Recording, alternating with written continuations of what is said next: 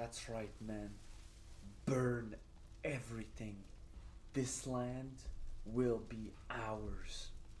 If they didn't want this to happen, then maybe they shouldn't have stood in our way and paid tribute like they were supposed to. Destroy everything. And, of course, do not forget to take what is yours. You thought I wouldn't see you hiding down there, huh? Come with me.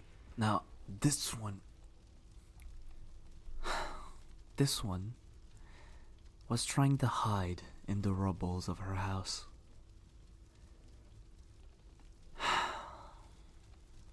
Do you see what happens when you disobey? You could have just given us what we wanted and we would have left. But here we are. Now we need to make an example. Now we need to take everything, which, honestly, doesn't really bother me, but I'd rather not waste my time with people like you. Now, let me ask you a little question. What are you going to do to repay the debt the pathetic man that lived in this village just put on your head? I'm gonna go ahead and tell you exactly what you're going to do. From this day forward, you are ours. We will do anything we want with you, and that is final. No one will come to save you. You are ours now, and that's it. And to be more specific, you are mine. No one else's. Now, here's your first decision. Are you going to come with me nicely, or am I going to have to drag you with me? Good. See? You're already doing a way better job than the pathetic excuse of a man that you used to have in this pathetic village. At least you're valuable enough to take with us. Now, don't be sad. Don't look back at your village. Trust me, a life with us is going to be 1,000,000 times better and more productive than whatever life you used to live back there. The first thing that I can tell you is that with us, with me, what happened today will never happen again in your lifetime. All I ask is that you act the way I tell you to act. Do as you're told, and we will have no problem.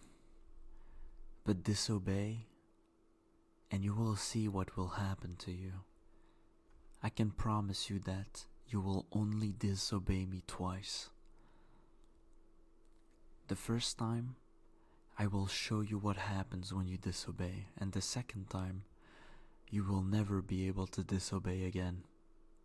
So do as you're told. Now, the first order is to see if you will be able to survive the road back to my village. A real village. One that can defend itself, unlike this one. Did they even feed you? You look so weak and so skinny. You look beautiful, but I don't have much use for someone that can't really do anything except look beautiful. When this kind of raids happen, it's usually to find either a wife or a concubine. As a leader of this tribe, I cannot be seen with someone who isn't able, so you better work on that. But I don't think you will have to work very hard, since where we are going, you will be able to eat. Those pathetic villages, plagued by famine, weak men, unable to defend themselves. Honestly, I did you a service by kidnapping you. I'd go as far as to say that I saved you. Without me, you would still be there. And that's just too much. I couldn't stand to be there for a day, so I can't imagine how it feels like to stay there for a year. Don't worry, where you're going, you will have a much better life. One without fear, as long as you do what I tell you to do. Now, normally, people like you are made to walk next to our horses. But looking at you, looking at how frail you are, I'll do you this service. You can sit on my horse with me and ride until we reach our village, your new home. Did you ever get on a horse? Is this your first time? I understand why you're so thin. The village you come from is really poor. I do not understand the will of weaker men to just put people like you in danger like this. You were lucky to be raided by us. If it had been another tribe, you might have all been killed. But we offer you a better life. A life as a wife. One where you can learn. One when you can be useful, not a pathetic life where you slowly waste away in a crumbling village. In my village, my tribe, we are the strongest one. Everyone fears us. We protect the people who are weaker. We defend them from the outside. I spend most of my youth in wars. I come here only to collect the tribute I was promised from villages that demanded our protection. Yet they see our kindness as weakness, so we have to show them that we take whatever we want to take, and that includes people who would live a better life anyway, being ours. Just like you will be living a better life, being mine. But the war, they are tiring. And I am getting an age. I need to make a family. I need to have sons that can take over the tribe once I'm gone.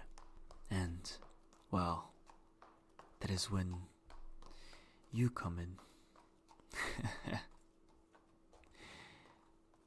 You know, you look really, really beautiful for someone that comes from such a small village. I'm sure you will enjoy the new life that I'm offering you. You seem to not dislike being on my horse. Maybe I can teach you to ride one so that you can teach our children when they come of age how to ride their own horses. We are almost at our village. It has been a long travel. It is nice to be home. A real home. One that is safe from any vermin that tries to attack us. Our tribe is the strongest, and as the strongest tribe, we make the laws. So, I doubt anyone would ever dare to come anywhere close to us. So you will be safe. One day, I will unify the tribes, and then we will take over the world. We will stop anything from coming anywhere near the people who cannot protect themselves. Our families, our children's. That is what we must protect. That is the duty of a man. You will be safe now.